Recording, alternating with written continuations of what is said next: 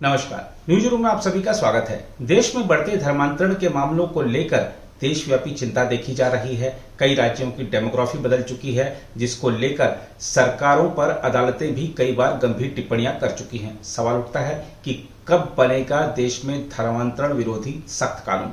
देश के उपराष्ट्रपति जगदीप धनखड़ ने जयपुर में एक कार्यक्रम को संबोधित करते हुए धर्मांतरण के बढ़ते मामलों को लेकर चिंता जताई है और कहा है कि शुगर कोटेड फिलॉसफी बेची जा रही है। हम आपको बता दें कि उपराष्ट्रपति ने धर्मांतरण के बढ़ते मामलों को लेकर जो कुछ कहा है, अब उससे भारत की आंखें खुलनी चाहिए, सरकारों की आंखें खुलनी चाहिए और इस मुद्दे को कोई धार्मिक नजरिए से देखने के बजाय इसे एक देश के लिए बड़ी गंभीर समस्या के रूप में देखते हुए इसका तत्काल हल निकालना चाहिए। आइए आपको दिखाते हैं उपराष्ट्रपति जगदीप धनखड़ ने क्या कहा है, फिर आपको दिखाएंगे उच्चतम न्यायालय के वरिष्ठ अधिवक्ता और भारत के PIL मैन के रूप में विख्यात अश्विनी उपाध्याय की प्रतिक्रिया। देश में तेजी से चल रहे धर्मांतरण के खेल और कई राज्यों की डेमोग्राफी बदल जाने को लेकर जताई जा रही देशव्यापी चिंता के बीच भारत के उपराष्ट्रपति जगदीप धनखड़ ने कहा है कि देश में सुनियोजित तरीके से धर्मांतरण हो रहा है, जो हमारे मूल्यों और संवैधानिक सिद्धांतों के विपरीत है। देखा जाए तो धर्मांतरण और घुसपैठ के कारण भारत के 9 राज्यों, 200 जिलों और 1500 तहसीलों की डेमोग्राफी बदल चुकी है। इसी बात को रेखांकित करते हुए धनखड़ ने कहा कि शुगर कोटेड फिलॉसफी बेची जा रही है और समाज के कमजोर वर्गों को निशाना बनाया जा रहा है। उपराष्ट्रपति ने जयपुर में हिंदू आध्यात्मिक एवं सेवा मेला 2024 में उद्घाटन भाषण में कहा कि यह बहुत खतरनाक है और धर्मांतरण नीतिगत, संस्थागत और सुनियोजित साजिश के तहत हो रहा है।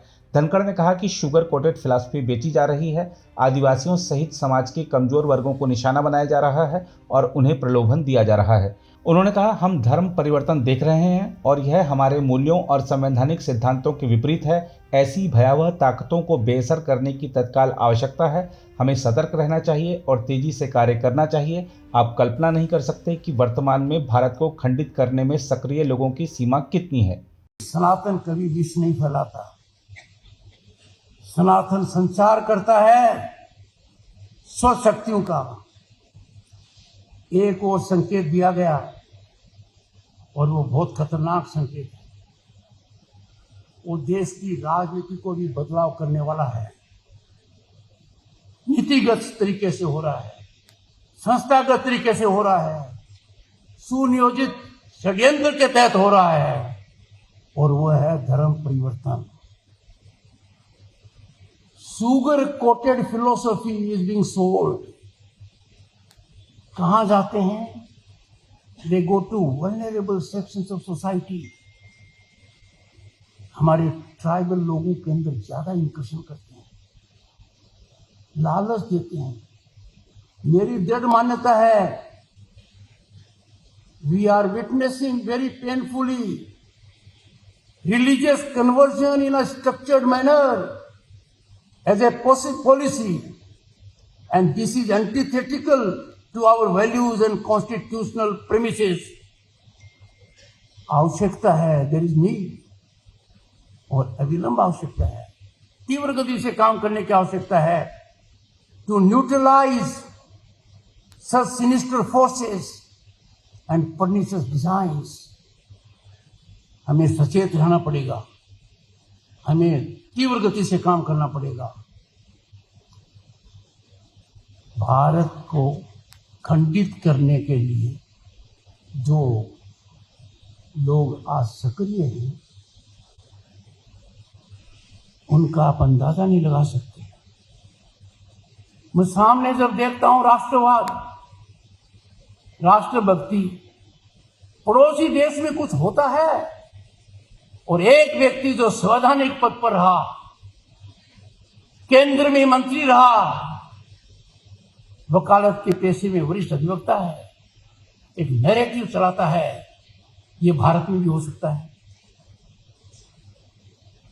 क्या हमारा प्रजातंत्र कमजोर है?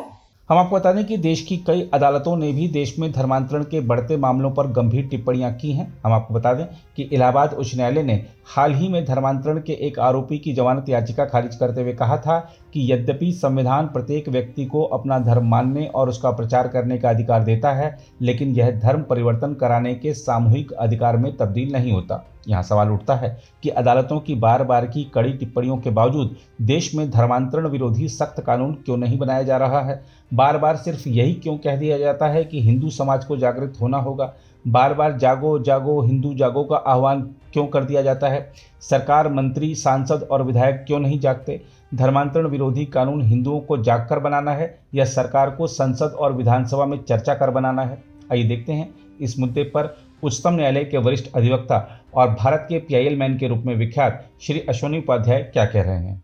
आजकल सोशल मीडिया में जागो हिंदू जागो, जागो हिंदू जागो खूब लिखा जा रहा है, लेकिन ये हिंदुओं को जगाने वाले ये नहीं बता रहे कि वो जाग के करे क्या।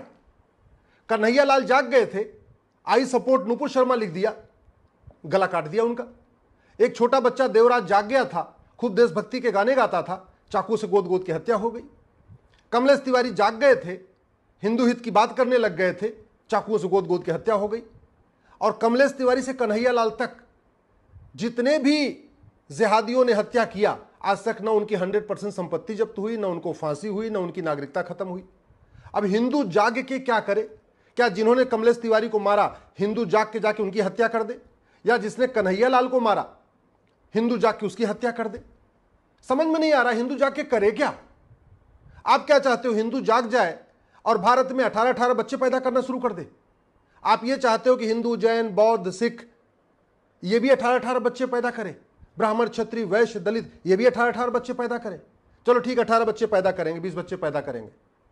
बेरोजगारी आप दूर करोगे, कुपोषण आप दूर करोगे, प्रदूषण आप दूर करोगे, शुद्ध दूध आप दे पाओगे, शुद्ध फल आप दे पाओगे, शुद्ध आटा दे पाओगे, शुद्ध सब्जी दे पाओगे? नहीं। तो हम दो हमारे दो की मांग करो। ये जागो हिंदू करके क्या मिल रहा है? आप धर्मांतरण एक बहुत बड़ी समस्या है। हिंदू जाग के धर्मांतरण कैसे रोक सकता है? अरे धर्मांतरण कराने के लिए विदेशों से फंडिंग आ रही है, हिंदू जागने के बाद भी फंडिंग तो रुकेगी नहीं। हवाला के जरिए फंडिंग आ रही है क्योंकि कानून घटिया है। FCRA के जरिए फंडिंग आ रही है क्योंकि FCRA 2010 में कांग्रेस ने बनाया इसीलिए था। अंदर से जो ड्रग स्मगलिंग का पैसा आ रहा है वो धर्मांतरण में खर्च हो रहा है। हिंदू जाग के उसको भी नहीं रोक सकता। हिंदू जाग के करे क्या? चंगाई सभा होती रहती है, वो 100 नंबर पर फोन करता है, पुलिस आती है, थोड़ी देर के लिए चंगाई सभा रुक जाती है, बाद में चंगाई सभा वाले पैसा दे देते हैं, मुकदमा भी नहीं होता। अब आप चाहते हो कि हिंदू जागे और जाके जो लोग चंगाई सभा करते हैं, जो धर्मांतरण कराते हैं, उनके ऊपर हमला कर दे। चलो हमला कर भी देगा, उसके खिलाफ जब मुकदमा हो जाएगा आप बचाने आओगे क्या? तो अगर वास्तव में आप चाहते हो जनसंख्या विस्फोट रुके, जिसके कारण भारत की डेमोग्राफी बदल रही है, तो जनसंख्या नियंत्रण कानून की मांग करो। हिंदुओं को जगा के क्या मिलेगा? अरे जागो सांसद जागो बोलो, जागो विधायक जागो बोलो, जागो मंत्री जागो बोलो, जागो मुख्यमंत्री जागो बोलो, जागो सरकार जागो बोलो। सरकार सांसद विधायक को नहीं जगाएंगे, बस जागो हिंदू जागो, जागो हिंदू जागो।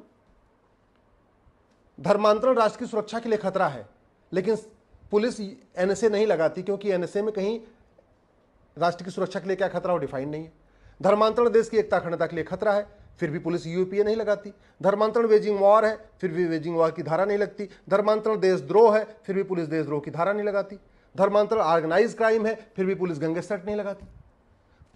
अब हिंदू जाग के ये धाराएं नहीं लगवा सकता। ये धाराएं तब पुलिस लगाएगी जब गृह मंत्रालय से देश की सभी राज्य सरकारों को बाकायदा एक सर्कुलर जाएगा कि भैया जब जब धर्मांतरण हो उनके खिलाफ NSA लगाइए, UAPA लगाइए, वेजिंग वॉर की धारा लगाइए, देशद्रोह लगाइए, इनके ऊपर गैंगस्टर एक्ट लगाइए, इनके ऊपर मकोका घुसकोका लगाइए, इनकी 100% संपत्ति जब्त करिए, इनकी नागरिकता खत्म करिए, इनको आजीवन कारावास फांसी दीजिए, इनके लिए स्पेशल कोर्ट में इनका मुकदमा चलवाइए।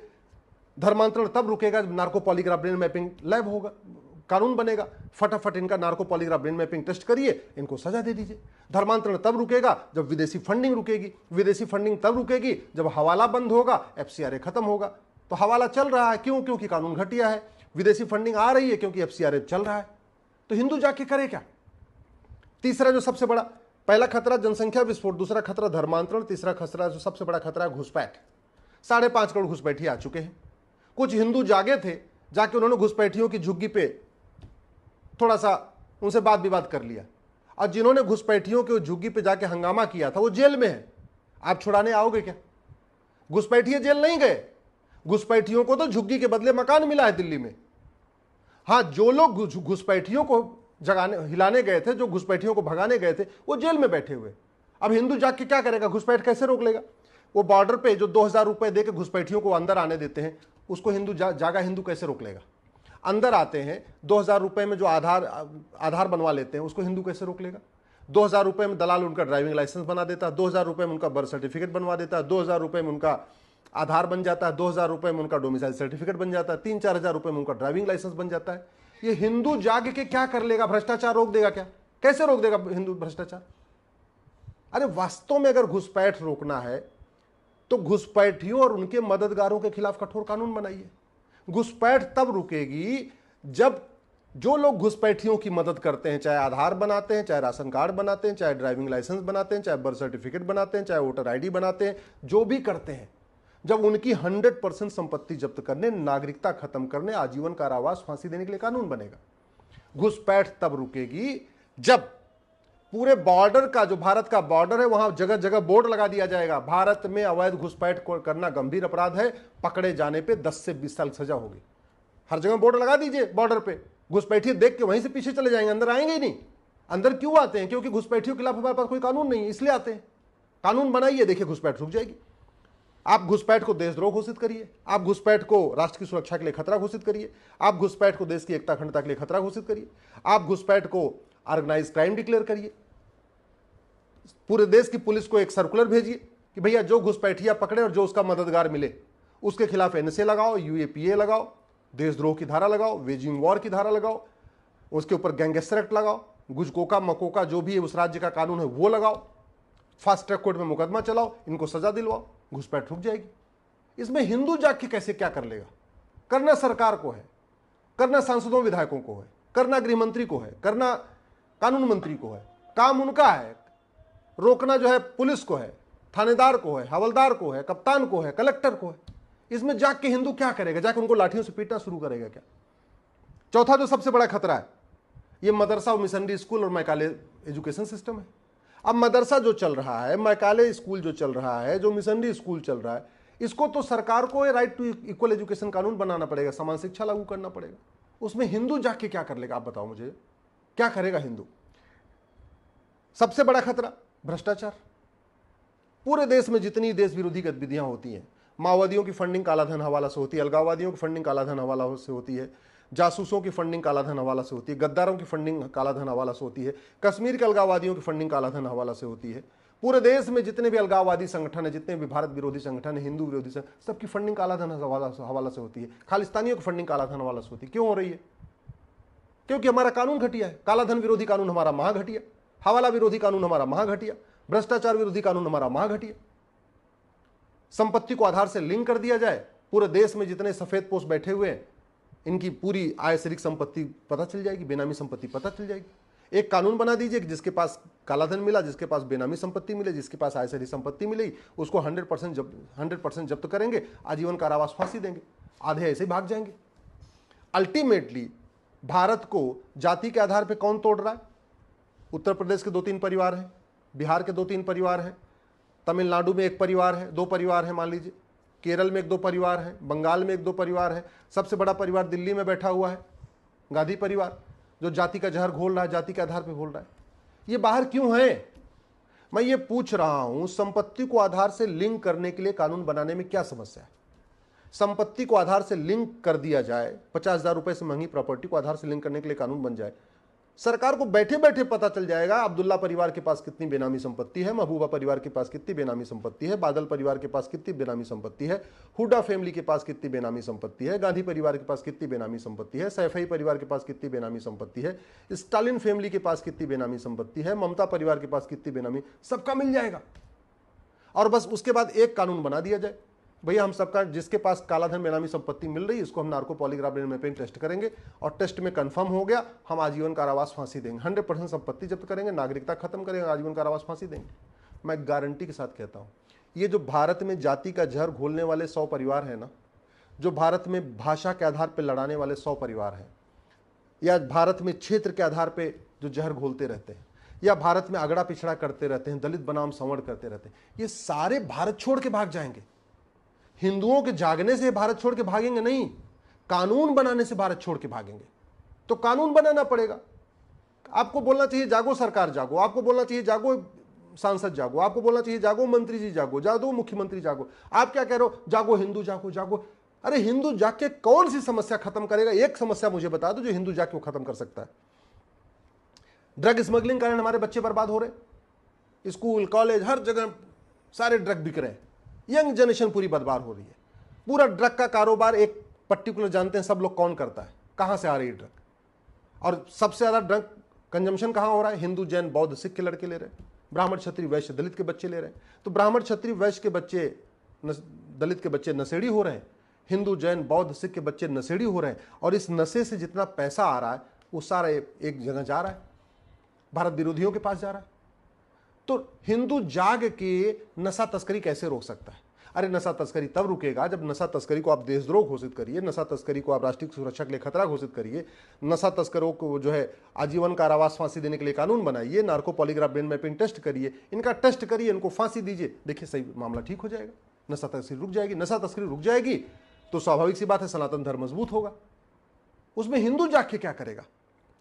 ह्यूमन ट्रैफिकिंग हो रही है, 1 लाख से ज्यादा लड़कियां अकेले महाराष्ट्र से लव जिहाद के शिकार हो चुकी है। 1 लाख से ज्यादा एक राज्य से, सोच लीजिए जरा, पीआईएल चल रही है वहां पे।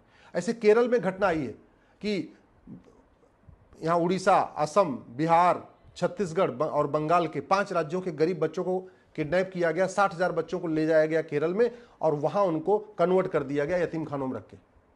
अब आप ये बताओ, ये जो ह्यूमन ट्रैफिकिंग होती क्यों होती है? लोग बच्चों को किडनैप करने में खौफ क्यों नहीं है?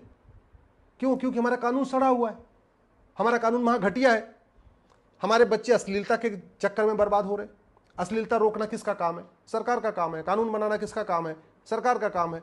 हिंदू जाग के क्या अश्लीलता रोक देगा? ये जो ट्विटर पे अश्लीलता फैल रही है, इंस्टाग्राम पे फैल रही है, ओटीटी पे फैल रही है, वेब सीरीज के माध्यम से फैल रही है, सीरियल के माध्यम से फैल रही है, फिल्मों के माध्यम से फैल रही है, नाटक के माध्यम से फैल रही है, इस अश्लीलता को हिंदू जाग के कैसे रोक लेगा?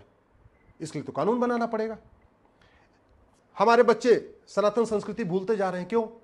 क्योंकि हमने पूरे मैकाले एजुकेशन सिस्टम बना रखा है। अंग्रेजों ने जो सीबीएसई बोर्ड बनाया उसको हमने आज तक खत्म ही नहीं किया, उसको बदला ही नहीं, आज भी चल रहा है वो सीबीएसई बोर्ड 1926 में जो शुरू हुआ था।